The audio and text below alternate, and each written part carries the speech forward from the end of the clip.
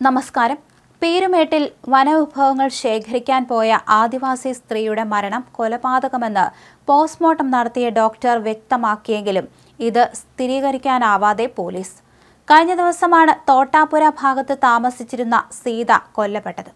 വനത്തിൽ വച്ച് കാട്ടാന ആക്രമിച്ചു എന്നാണ് ഭർത്താവ് ബിനു പറഞ്ഞിരുന്നത്. ബിനു പോലീസ് നിരീക്ഷണത്തിലാണ്. വനംവകുപ്പും പോസ്റ്റ്മോർട്ടം റിപ്പോർട്ടിനെ തുണയ്ക്കുന്ന നിലപാടാണ് എടുത്തിട്ടുള്ളത്. എന്നാൽ ബിനുവിന്റെ വാദം പോലീസ് പൂർണ്ണമായും തള്ളുന്നില്ല. പീരുമേട് താലൂക്ക് ആശുപത്രിയിലെ ഫോറൻസിക് സർജൻ ആദർശ് രാധാകൃഷ്ണനാണ് പോസ്റ്റ്മോർട്ടം ചെയ്തത്. പോലീസ് കസ്റ്റഡിയിലാണ് ബിനു ഉള്ളത്. ഇടുക്കി പീരുമേട്ടിൽ സീത മരിച്ചത് കൊലപാതകമാണെന്ന് തെളിഞ്ഞത് നഷ്ടപരിഹാരം കൊടുക്കുന്നതിന് തൊട്ടു മുൻപാണ്. കാട്ടാന ആക്രമണമെന്ന ധാരണയിൽ ഇന്നലെ ഉച്ചയ്ക്ക് ശേഷം സീതയുടെ കുടുംബത്തിന് വനംവകുപ്പ് 5 ലക്ഷം രൂപ നഷ്ടപരിഹാരം കൈമാറാനിരിക്കെയാണ് ട്വിസ്റ്റ് സംഭവിച്ചത്. വനത്തിനുള്ളിൽ വെച്ച ആക്രമണത്തിൽ സീത കൊല്ലപ്പെട്ടെന്നായിരുന്നു ഭർത്താവ് ബിനു പോലീസിന് മൊഴി നൽകിയത്. സീതയുടെ തലയിൽ ആഴത്തിലുള്ള മുറിവ് കണ്ടെത്തി. വാരിയെല്ലുകൾ ഒടിഞ്ഞ് ശ്വാസകോശത്തിൽ തറച്ചുകയറി. മരിക്കുന്നതിന് മുമ്പ് സീത ക്രൂര ആക്രമണത്തിന് ഇരയായെന്ന് കണ്ടെത്തി.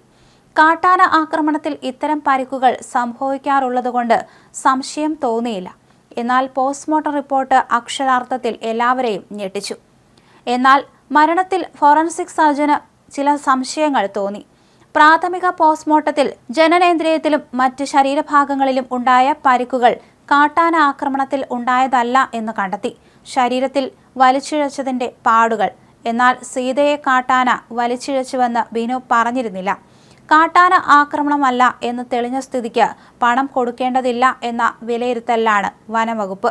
വനത്തിനുള്ളിൽ വെച്ച് സീതയ്ക്ക് എന്താണ് പറ്റിയതെന്ന് കണ്ടെത്താൻ ഭർത്താവ് ബിനുവിനെ വിശദമായി ചോദ്യം ചെയ്യും. ബിനുവും ഭാര്യ സീതയും 2 കുട്ടികൾക്കൊപ്പമാണ് വനവിഭവങ്ങൾ ശേഖരിക്കാൻ കാട്ടിൽ പോയപ്പോൾ മീൻമുട്ടി ഭാഗത്ത് വെച്ച് തന്നെയും ഭാര്യ സീതയെയും കാട്ടാന ആക്രമിച്ചു എന്ന് ബിനു ബന്ധുക്കളെ അറിയിച്ചത്. സീതയുടെ ദേഹത്തെ പരിക്കുകളും കാട്ടാന എടുത്തെറിഞ്ഞു എന്ന് പറഞ്ഞ ബിനുവിന്റെ ദേഹത്ത് പരിക്കുകൾ ഇല്ലാതിരുന്നതും വനവകുപ്പിനെയും ഡോക്ടർമാരെയും സംശയത്തിലാക്കിയെന്ന് കോട്ടയം DFO N രാജേഷ് പറഞ്ഞു.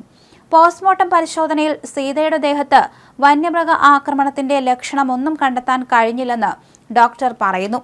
തലയുടെ ഇരുവശത്തും പരുക്കൻ പ്രതലത്തിൽ ഇടിപ്പിച്ചതിന്റെ പരിക്കുകൾ ഉണ്ടായിരുന്നു. മരത്തിൽ ബലമായി ഇടിപ്പിച്ചത് ആകാനാണ് സാധ്യത. തലയ്ക്ക് പിന്നിൽ വീണ് പരിക്കേറ്റ മുറിവുണ്ട്. മുഖത്തും കഴുത്തിലും മൽപ്പിടുത്തം നടന്ന പാടുകളുണ്ട്. കഴുത്തിൽ ശക്തിയായി അമർത്തിപ്പിടിച്ചതിന്റെയും മുഖത്ത് 2 കൈകൊണ്ടും അടിച്ചതിന്റെയും പാടുകളുണ്ട്. ഇടതുവശത്തെ 7 വാരിയെല്ലുകളും വലതുവശത്തെ 6 വാരിയെല്ലുകളും പൊട്ടുകയും 3 ശ്വാസകോശത്തിൽ തറച്ചുകയറുകയും ചെയ്തു. നാഭിക്ക് തൊഴിയേറ്റ പരിക്കുണ്ട്. ഇതെല്ലാമാണ് കൊലപാതകമെന്ന് സ്ഥിരീകരിക്കാൻ കാരണമെന്ന് ഡോക്ടർ പറയുന്നു. വനവകുപ്പ് ഉദ്യോഗസ്ഥർ സംഭവസ്ഥലത്ത് എത്തിയപ്പോൾ തന്നെ ഇത് ആന ആക്രമണമല്ലെന്ന് മനസ്സിലായിരുന്നു. ബിനു പറഞ്ഞ കാര്യങ്ങളിൽ അടിമുടി സംശയങ്ങളുണ്ടായിരുന്നു. ബിനുവിന്റെ മൊഴിയിൽ വൈരുദ്ധ്യമുണ്ടായിരുന്നു. ബിനുവിനെയും ആന ആക്രമിച്ചുവെന്നാണ് പറഞ്ഞത്. എന്നാൽ ബിനുവിന് ഒരു പരിക്കും ഇല്ലായിരുന്നു. ബിനു വനംവകുപ്പിന്റെ താൽക്കാലിക ഫയർ വാച്ചറായിരുന്നു. കാട് നന്നായി അറിയാവുന്ന ആളാണ്. ആനയുടെ സാന്നിധ്യം മനസ്സിലാക്കാൻ കഴിയുന്ന ആളാണ് ബിനുവെന്നും കോട്ടയം DFO പറഞ്ഞു. 13ഉം 14 വയസ്സുള്ള മക്കൾ കാട്ടാന ആക്രമണം കണ്ടില്ലെന്നായിരുന്നു ബിനു പോലീസിനോടും വനംവകുപ്പ് ഉദ്യോഗസ്ഥരോടും പറഞ്ഞത്. സീത മുന്നിൽ നടന്നു പോകുമ്പോൾ കാട്ടാന ആക്രമിക്കുകയായിരുന്നുവെന്നാണ് ഇയാളുടെ മൊഴി.